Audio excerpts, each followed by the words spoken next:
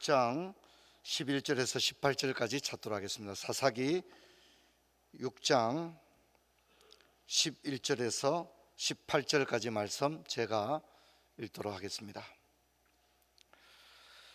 여호와의 사자가 아비에셀 사람 요아스에게 속한 오브라에 이르러 상수리나무 아래 앉으니라. 마침 요아스의 아들 기드온이 미디안 사람에게 알리지 아니하려 하여 밀을 포도주 틀에 타작하더니 여호와의 사자가 기드온에게 나타나 이르되 큰 용사여 여호와께서 너와 함께 계시도다 하며 기드온이 그에게 대답하되 오 나의 주여 여호와께서 우리와 함께 계시면 어찌하여 이 모든 일이 우리에게 일어났나이까. 또 우리 조상들이 일찍이 우리에게 이르기를 여호와께서 우리를 애굽에서 올라오게 하신 것이 아니냐 한 그 모든 이적이 어디 있나이까. 이제 여호와께서 우리를 버리사 미디안의 손에 우리를 넘겨 주셨나이다 하니. 우리 같이 읽겠습니다. 여호와께서 그를 향하여 이르시되 너는 가서 이 너의 힘으로 이스라엘을 미디안의 손에서 구원하라. 내가 너를 보낸 것이 아니냐 하시니라.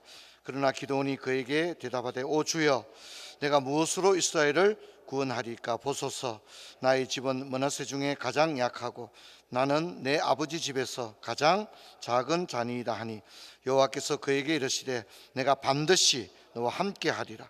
내가 미디안 사람 치기를 한 사람을 치듯 하리라 하시니라. 기드온이 그에게 대답하되 만일 내가 주께 은혜를 얻어사오면 나와 말씀하신 이가 주대한 표징을 내게 보이소서. 내가 예물을 가지고 다시 주께로 와서 그것을 주 앞에 드리기까지 이곳을 떠나지 마시기를 원하나이다 하니 그가 이르되 내가 너희 돌아올 때까지 머물리라 하니라. 아멘.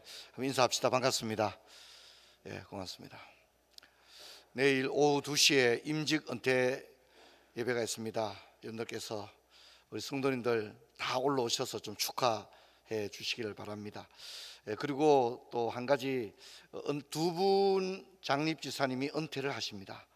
그리고 20분의 권사님과 7분의 장립지사님들이 세워지는데 우리가 이제 그분들에게 드릴 선물 박스를 다 따로 이렇게 밖에 있는 것처럼 저렇게 해놓게 됩니다. 그래서 여러분들께서 이제 그 임직 받는 분들 27분을 다 이렇게 챙기기는 어렵겠죠, 물론 그죠.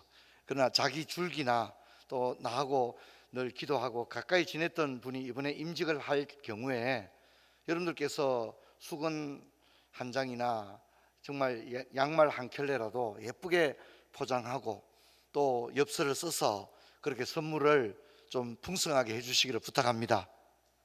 예, 전혀 안 하려고 하시는 것 같아요. 근데 여러분 우리가 이제 임직이라고 하는 건 평생에 한 번 하잖아요, 그렇죠? 그런데 아무도 나에게 꽃다발을 안 주고 내 이 선물 박스에 아무것도 없으면 사실 그것도 굉장히 낙심이 됩니다. 그래서 여러분 뭐 이제 친한 분도 하시지만 아유 내가 저분 이번에 우리 교회 권사님 되는데 아유 내가 양말 한 켤레라도 선물을 기념으로 해야 되겠다, 좀 그런 좋은 마음을 가지고 여러분들이 그래 해주시고, 임직 받는 분들도 서로 임직 받는 분들끼리 작은 선물이라도 좀 그렇게 할 수 있도록 그렇게 해주시기를 부탁을 드립니다. 또 그리고 내일은 봉사할 분들이 굉장히 많이 필요합니다. 그래서 우리 권사님들 또 장립주사님들 또 우리 다 오셔서 신임 임직자들을 반기는 마음으로 함께 봉사해 주시고 섬겨 주시기를 부탁을 드립니다. 사랑하는 성도 여러분, 올해가 얼마 남지 않은 가운데 전국적으로 눈도 많이 오고 기온이 많이 내려갔습니다. 건강에 유의하시기 바랍니다. 성경 인물, 오늘은 사사시대의 대표적인 인물인 기드온에 대해서 살펴보러 갑니다. 하나님은 이스라엘을 아브라함으로부터 시작을 하셨고 이제 요셉으로 말미암아 애굽에서 한 민족을 이루게 되고 430년 동안 그곳에서 큰 민족을 이루었지만 요셉이 죽고 난 이후에 그들은 박해를 받게 되었죠. 하나님은 그들의 신음을 들으시고 아브라함에게 주셨던 젖과 꿀이 흐르는 땅으로 이들을 인도하기로 결단을 하고 모세와 아론을 세우고, 그러나 그 가나안 복지까지 가는 길은 험난했습니다. 일주일이면 갈 수 있는 길을 40년이나 걸려야 했죠. 그리고 광야 시대를 주도했던 모세와 아론은 이제 더 이상 리더십을 이제 잃어버리게 되고 그 리더십은 여호수아와 갈렙에게 이양이 되게 됩니다. 특히 여호수아는 요단강을 건너 가나안 칠족석을 정복하고 땅을 분배함으로써 사실상 가나안 정복 전쟁의 완결자, 종결자가 되어집니다. 그러나 이렇게 어렵게 가나안 땅에 이르렀던 12지파는 이내 가나안의 문화에 급속할 정도로 빠져 들어가게 되어집니다. 여러분, 지금 우리 시대가 그렇습니다. 여러분, 우리가 이제 성찬식을 했습니다만 감리교 같은 일부 교단에서는 세례를 안 받은 사람도 성찬식에 누구나 떡과 잔을 받을 수 있도록 그렇게 하고 있습니다. 자기들은 이제 말을 어떻게 하느냐면 화평의 성찬이다 이런 얘기를 합니다. 말은 굉장히 멋진 말이죠. 뭐 편견과 혐오와 뭐 그런 것이 없는 화평의 성찬이다 얘기하는데 여러분 멋진 말에 속아 넘어가면 안 됩니다. 성경적인 말이 절대 아닙니다. 지금 미국 성공회 같은 경우에는 성찬식에 애완동물도 참여시키고 있습니다. 지금 그렇게 하고 있습니다. 그리고 애완동물들도 세례를 줍니다. 축복을 해주고 있습니다. 지금 세상이 거기까지 갔습니다. 여러분, 성경을 한번 이탈하기 시작하고 성경을 한번 넘어서기 시작하면 끝도 없이 하나님을 떠나 경도된 삶이 신앙이 전개되는, 이스라엘이 그런 것입니다. 모세가 있을 때까지, 여호수아가 있을 때까지는 괜찮았습니다. 그러나 여호수아가 죽고 난 이후에 이들은 급속하게 가나안의 문화에 빠져들어갔던 겁니다. 여러분, 제가 이렇게 오랫동안 목회하면서 느낀 게요, 신앙을 쌓아 올리는 것은 참 어려운 것 같아요. 신앙이 믿음의 반석 위에 올라가는 것까지는 참 어려워요. 근데 신앙이 한번 허물어지는 시작하면요, 진짜 허망할 정도로 무너져 버립니다. 기도 생활 안 하면 어떻게 됩니까? 여러분, 기도 생활 안 하면 어떻게 돼요? 신앙이 무너지는 것 하루아침입니다. 예전에 여전도 회장을 12번 해도요, 기도 생활 안 하고 예배 생활 하지 않고 그저 좋은 게 좋은 식으로 신앙생활을 하게 되면요, 30년 동안 쌓았던 신앙이 여러분 일주일 만에도 무너질 수 있습니다. 그래서 주님을 배울 날이 가까워 오면 볼수록 우리가 더욱더 깨어 경성하기를 주의 이름으로 축원합니다. 자, 이제 그게 사사시대입니다. 여러분, 사사기 1장 1절은 이렇게 시작합니다. 여호수아가 죽은 후에, 이렇게 말합니다. 여호수아가 죽은 이후에 지도자를 상실했던 거죠. 한마디로 말하면 사사기는 혼란의 시대입니다. 왜 혼란합니까? 지도자가 없기 때문에. 지도자가 없는 건 아니죠. 여호수아 같은 지도자가 없기 때문에 급속하게 무너지게 되어지는 겁니다. 여러분, 저는 이제 이런 생각을 합니다. 아버지 어머니가 계셔서 나에게 자네 그러는 게 아니야 하고 이렇게 모질게 꾸짖어 주시는 게 좋은 거예요. 아버지 어머니가 안 계시면 누가 나에게 따끔하게 말해 주겠습니까? 아무도 말해 주지 않습니다. 일본에 그 코닥이라는 회사가 있었다고 그러잖아요. 필름을 처음으로, 역사상 필름을 처음으로 만든 회사입니다.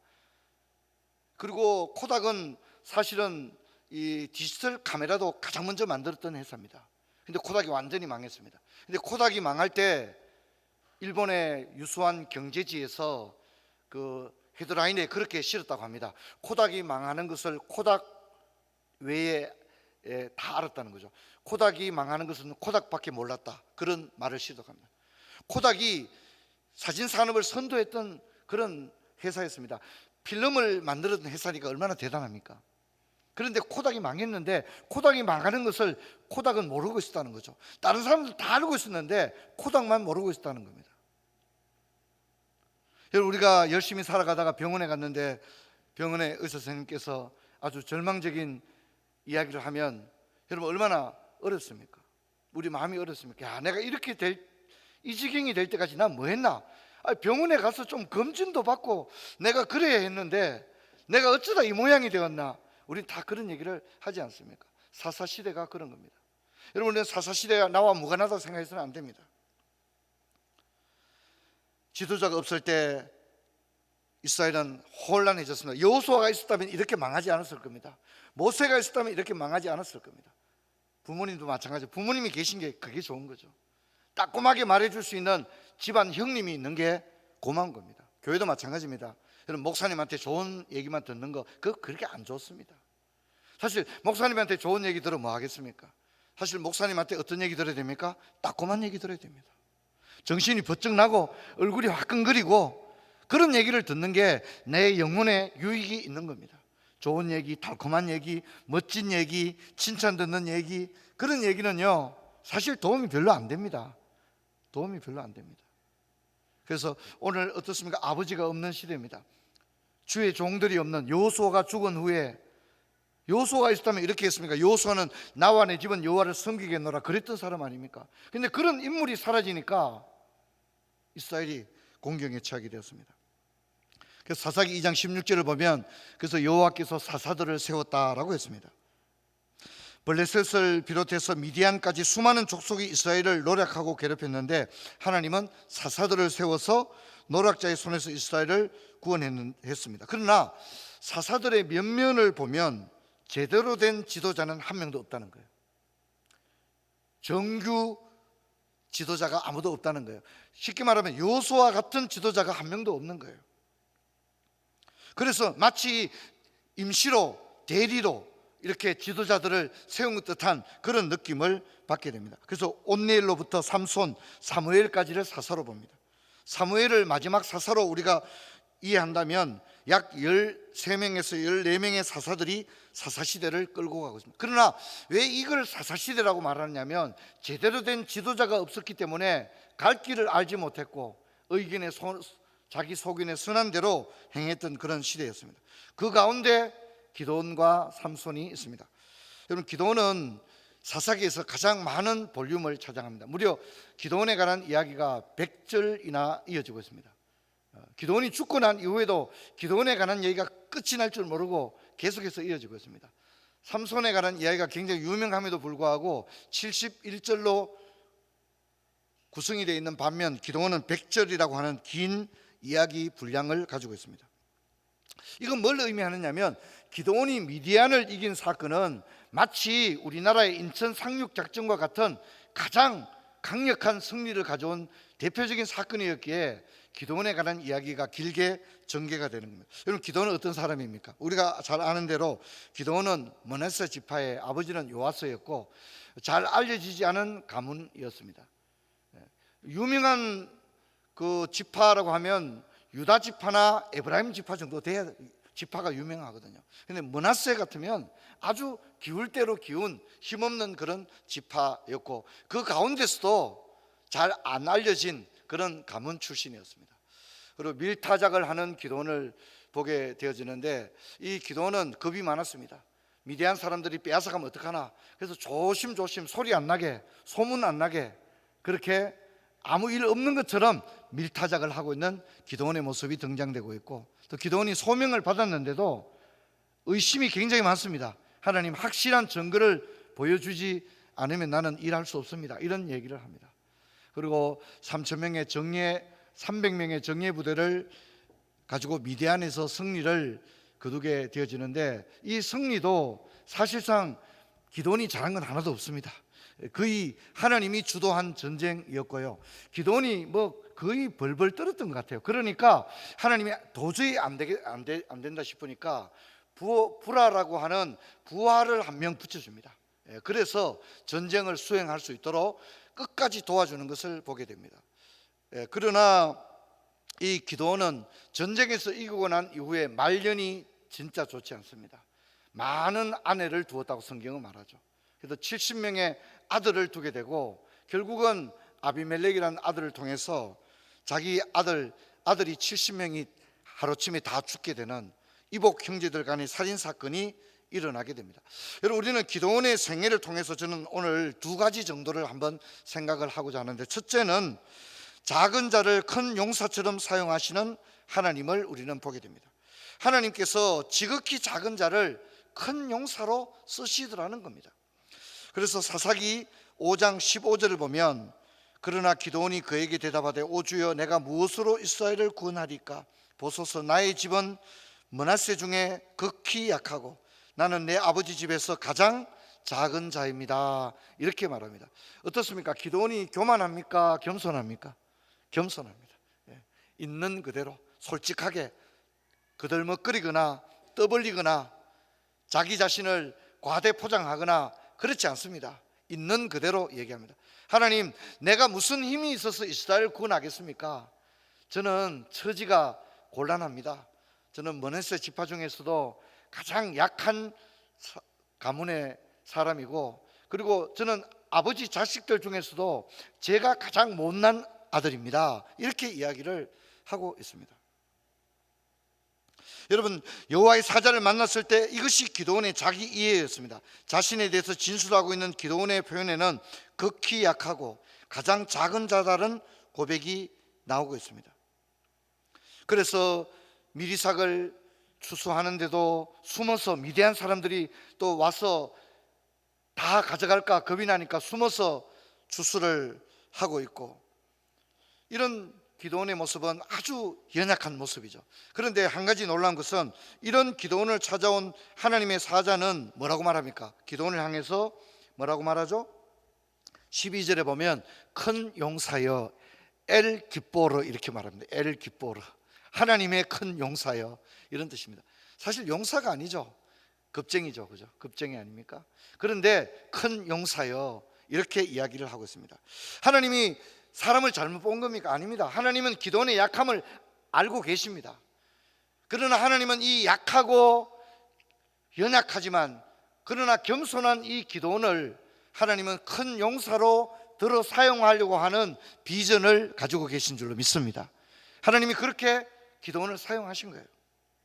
이것이 하나님이 기드온을 향한 비전입니다. 약한 기드온을 강하게 하는 것이 하나님의 비전이었고, 기드온은 우여곡절은 있었지만 하나님의 비전대로 됩니다. 실제로 사사시대 역사상 가장 큰 전투에서 승리한 3만 명이 군인을 모집했는데 그 중에서 300명만 데리고 가서 구름대처럼 바다의 모래처럼 많은 미디안 군인들을 완전히 진멸했으니까 이것은 이스라엘 전쟁사에 있어서 가장 강력한 승리를 거둔 전쟁이었거든요. 승리였거든요. 그러니까 하나님은 정말 약한 자를 들어서 큰 용사처럼 사용했음에 틀림없습니다. 여러분, 기드온은 소심한 사람이었고 의심을 했습니다.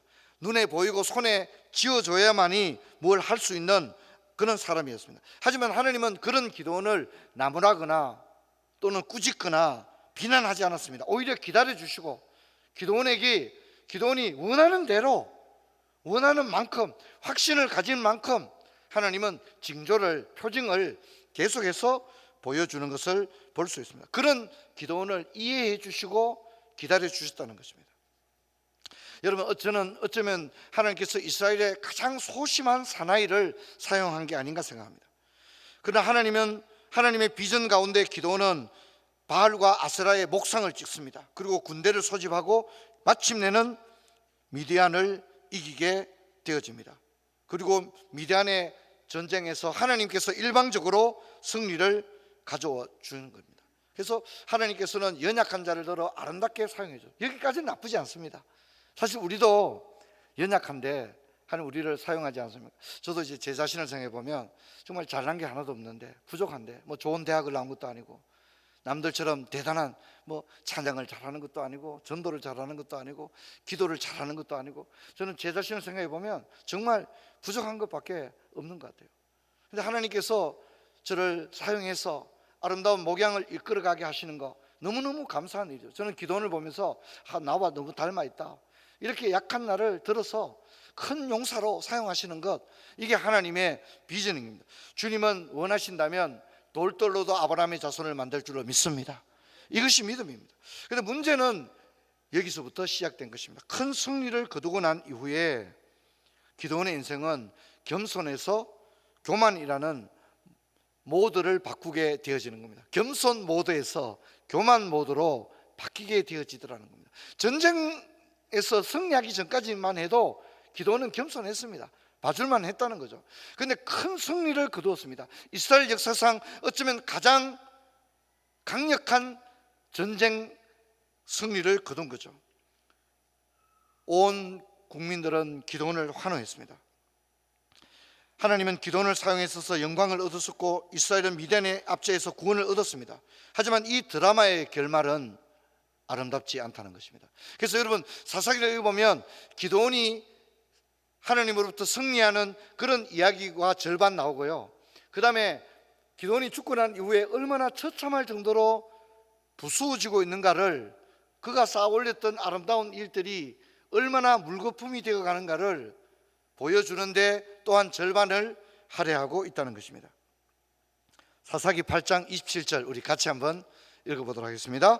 기드온이 그 금으로 에봇 하나를 만들어 자기의 성읍 오브라에 두었더니 온 이스라엘이 그것을 음란하게 위함으로 그것이 기드온과 그의 집에 올무가 되니라. 그렇게 이야기를 하고 있습니다. 이것이 올무가 되었습니다. 전쟁에 이기고 난 사람들이 기드온에게 당신은 왕이 되어야 된다고, 사사가 아니라 왕이 되어야 된다고 이렇게 얘기했을 때 기드온이 멋진 말 합니다. 뭐라고 합니까? 아니다, 여호와께서 이스라엘을 다스릴 것이다. 멋진 말이잖아요. 그런데 말만 멋있었지 행동은 그렇지 않았다는 겁니다. 백성들이 그를 환호하고 백성들이 가져온 금으로 에봇을 만드는 겁니다. 그리고 사람들이 그 에봇을 섬기게 되었습니다. 음란하게 섬겼습니다. 그래서 사사기 8장 33절을 보면 기드온이 이미 죽음에 이스라엘 자손이 돌아서서 바알을 따라 음행하였으며 또 바알 브릿을 자기들의 신도로 삼았다, 이렇게 이야기를 하고 있습니다. 뿐만 아니라 사사기 9장 5절을 보게 되면 이제 그 아들 아비멜렉이 70명의 아들을 다 한 번에 반석 위에서 죽이는 사건이 나옵니다. 한번 같이 읽어볼까요? 오브라에 있는 그의 아버지 집으로 가서 여룹바알의 아들 곧 자기 형제 70명을 한 바위 위에서 죽였으되 다만 여룹바알의 막내 아들 요단은 스스로 숨었으므로 남으니라. 아멘. 이렇게 합니다. 그러니까 이 사람이 전쟁에 이기고 난 다음에는 아내를 많이 두고 아들을 70명이나 둔 거예요. 아들을 70명 둔 것이 화근이 된 거예요. 그러면 아들이 70명이라는 얘기는 기드온을 이어서 또 다른 권력을 가져올 수 있는 거 아닙니까? 그러니까 서로 경쟁이 되니까 아비멜렉이 자기의 이복 동생들을 한 번에 다 죽인 것입니다. 아비멜렉은 아버지의 좋은 점을 보지 못하고 나쁜 점만 보았습니다. 그는 아버지의 파워를 보았습니다.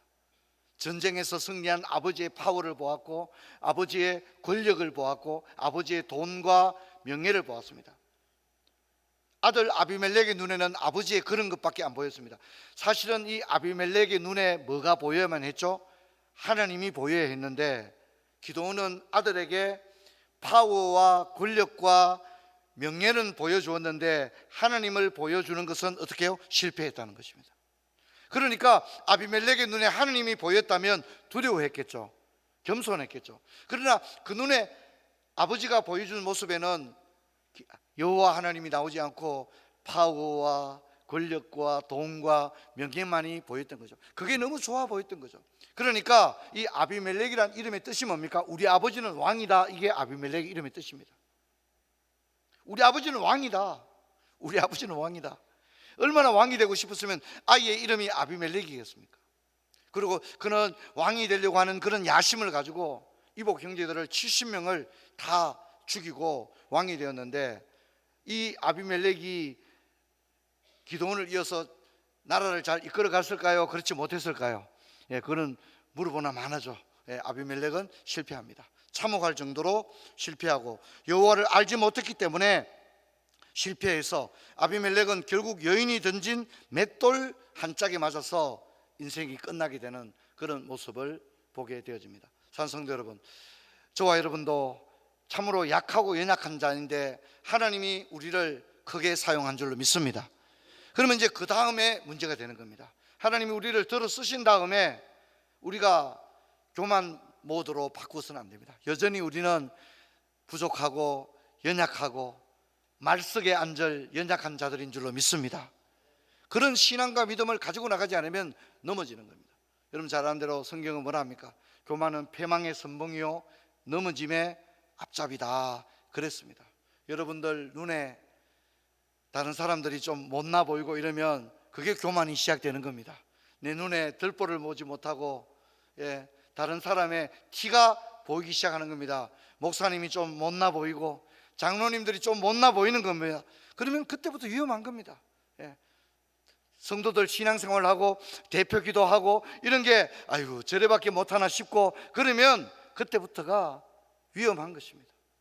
비판 의식이 자꾸 생기고 자꾸 뭔가 문제 의식을 가지게 되고 또 부정적이고 비판적인 말들을 하게 되어질 때 여러분 그런 마음의 배경에는 나의 영적 우월감이 자리 잡기 때문에 그런 게 나오게 되어지는 겁니다.